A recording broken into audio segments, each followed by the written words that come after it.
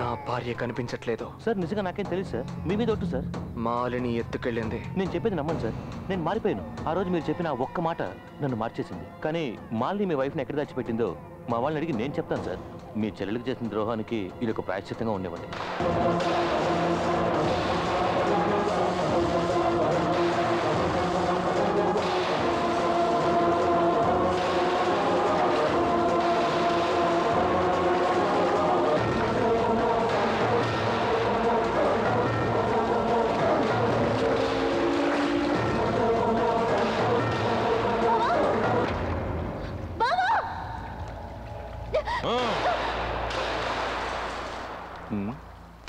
Phone ఉందా? ఉంది. పోలీసులకు ఫోన్ చేయాలా? చెయ్యి.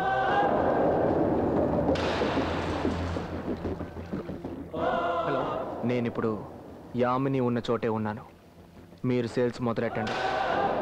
10 నిమిషాల్లో యామినిని కాపాడి తీసుకొస్తాను.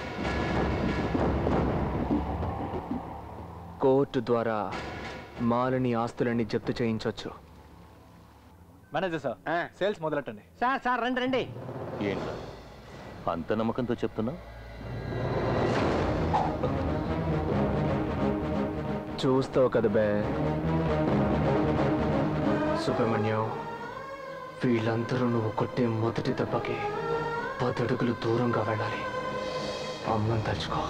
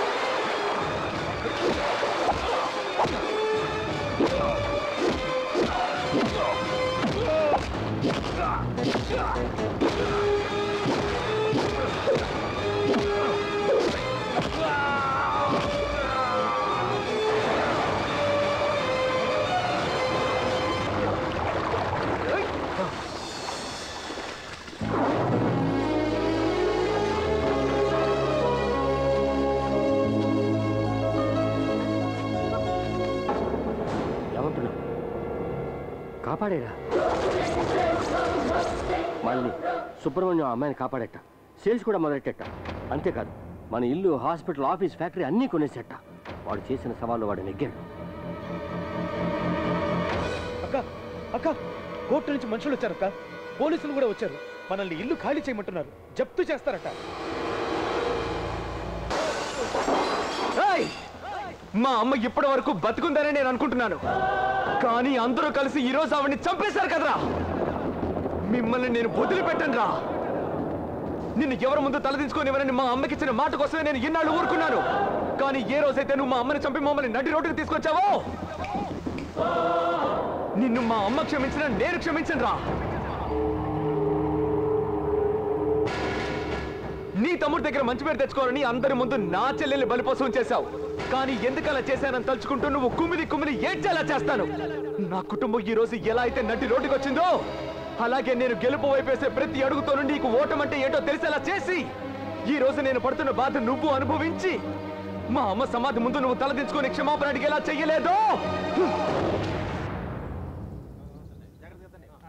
అక్క, ఎవరికైతే అమ్మ ఆశీర్వాదం ఉంటుందో వాళ్ళని మనం ఏమీ చేయలేము.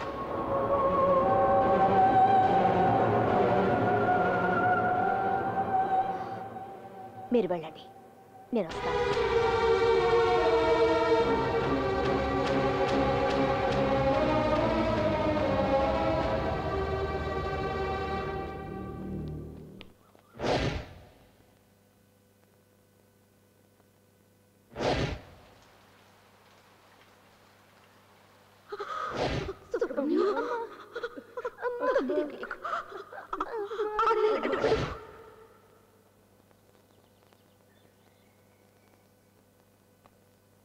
ఏంటి అందరూ ఇక్కడే ఉన్నారు? ఏ సుబ్రహ్మణ్యం, ఎక్కడ ఉన్న మాలిని రోడ్డుకి తీసుకొచ్చావు? ఇంకా ఎందుకు మొహంలో పెట్టుకున్నావు? సరదాగా నవ్వుతూ మాట్లాడొచ్చు కదా. ఏమైందన్నయ్య, సంతోషంగా లేవా?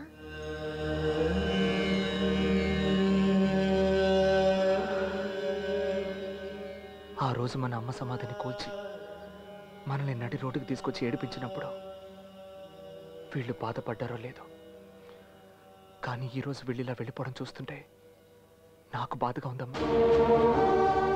నాకు అసలు ఏమాత్రం సంతోషంగా లేదమ్మా. ఏదో తప్పు చేశారనిపిస్తుంది. అమ్మ అన్నట్టు కార్తీక్ నా అన్నే గాను, మాలిని నా అక్కే గాను అనుకోనుంటే నేనే పని చేసుండేవాడిని కాదమ్మా.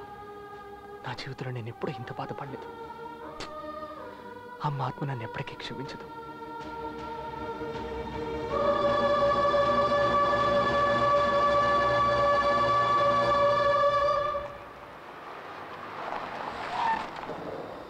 మేడం మేడం మేడం ఎక్కడికి వెళ్ళి ఉంటుంది? ఎక్కడికి వెళ్ళి ఉంటారు?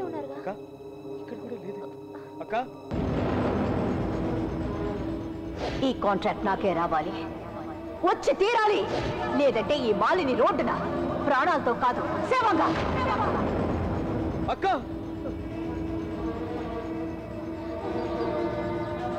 అక్క, సుబ్రహ్మణ్యం,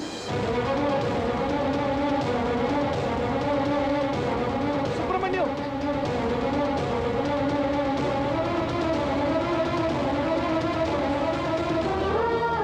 ఏంటి కార్తీక్? అక్క కనిపించట్లేదురా. అక్క కనిపించట్లేదా? ఏమైందిరా? నుంచుందిరా, ఇప్పుడు లేదు. చాలా భయంగా ఉందిరా. సరే పద చూద్దాం. రాలేదా? యామిని, మాలిని వాళ్ళ హాస్పిటల్కి ఫోన్ చేసావా? అక్కడికి రాలేదా? ఒకవేళ ఆటోలో వెళ్ళి ఉంటారేమో. అటువైపు ఆటోలే లేవన్నయ్య. లేదురా, తను అలా వెళ్ళదు. అన్నయ్య, పోలీస్ స్టేషన్కి వెళ్ళి కంప్లైంట్ ఇద్దామా? పోలీస్ స్టేషన్కి వద్దులేమ్మా. లేదా ఒకవేళ సుబ్రహ్మణ్యం, ఏదో తెలియక తప్పు చేశారా? కార్తీక్ ఏంట్రా? నన్ను క్షమించరా. మనలో మనకేంట్రా, వదిలే. ఊరుకో అన్నయ్య. హలో, ఏంటండి నువ్వు అనేది? అలాగా? ఏ బండి తిప్పు.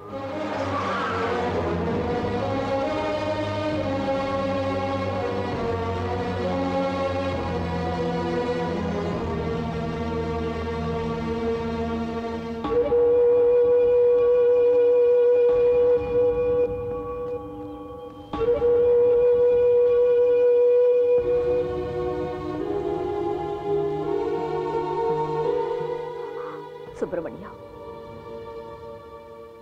ఆ రోజు మీ అమ్మ సమాధిని కూల్చి నిన్ను రోడ్డు మీద నిలబెట్టినప్పుడు నాకు బాధ కలగలేదు. కానీ ఈ రోజు నన్ను రోడ్డున నిలబెట్టినప్పుడు నీకు బాధగా ఉందని అన్నావే. నీ గొప్పతనం తెలుసుకున్నాను. నీ ముందు ఈరోజు నేను పూర్తిగా ఓడిపోయాను. అందుకే నువ్వు ప్రాణంగా ప్రేమించే మీ అమ్మ సమాధి దగ్గర క్షమాపణ అడగడానికి వచ్చాను.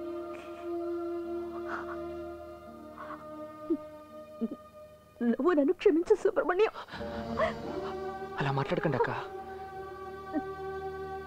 ఇవన్నీ మీరు ఎవరి కోసం చేశారు? మీ తమ్ముడు కోసమేగా. నా ఫ్రెండ్ కార్తీక్ కోసమేగా. కాదు సుబ్రహ్మణ్యం, నువ్వు గొప్ప మనసుతో నన్ను క్షమించొచ్చు, కానీ ఆ పసిబిడ్డని నేను, అది నన్ను.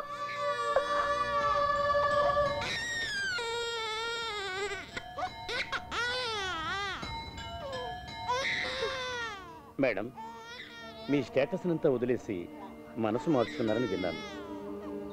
ఇక మీ ఆస్తి నా దగ్గర ఎందుకు? అందుకే మీ బిడ్డను మీకు ఇచ్చేద్దామని వచ్చాను. ఏంటి మేడం అలా ఆశ్చర్యంగా చూస్తున్నారు?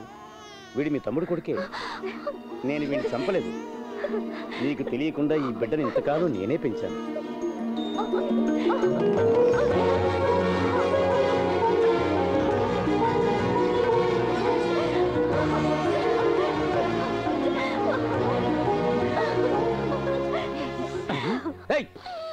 ఇప్పుడే అందరూ ఒకటిగా కలిసిపోయారు. పేల్చొద్దు, వేదోపనాలు మొదలు పెట్టద్దు. సంతోషంలో మాట్లాడగా నువ్వు జీవితంలో ఇంకెప్పుడు ఇన్హేలర్ ముట్టుకోనయ్యా. డాక్టర్ చెప్పింది చూస్తే నా కొడుకుని జరిగింది ఏదో జరిగిపోయిందిరా. ఇప్పుడు మనందరం కలిసిపోయాం కదా.